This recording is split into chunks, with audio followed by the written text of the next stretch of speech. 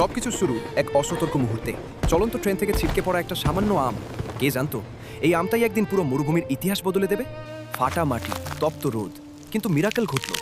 সেই অবহেলিত আটি ঘুরে জেগে উঠল এক নতুন প্রাণ। দূর থেকে এক তোতা অবাক হয়ে দেখল মরুভূমিতে সবুজের ছোঁয়া। সে থামল না, বিন্দু বিন্দু পানি এনে বাঁচিয়ে রাখল সেই চারাকে। তোতার ভালোবাসায় সেই চারা আজ বিশাল আম গাছ।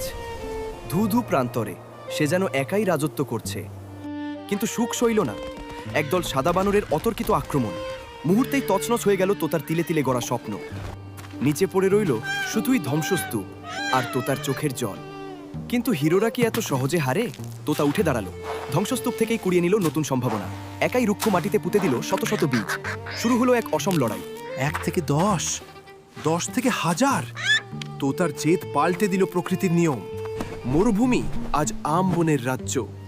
হাজারো পাখি আজ সেখানে মেতেছে উৎসবে। শুধু একা বসে সেই নায়ক, তার সৃষ্টি আজ সার্থক।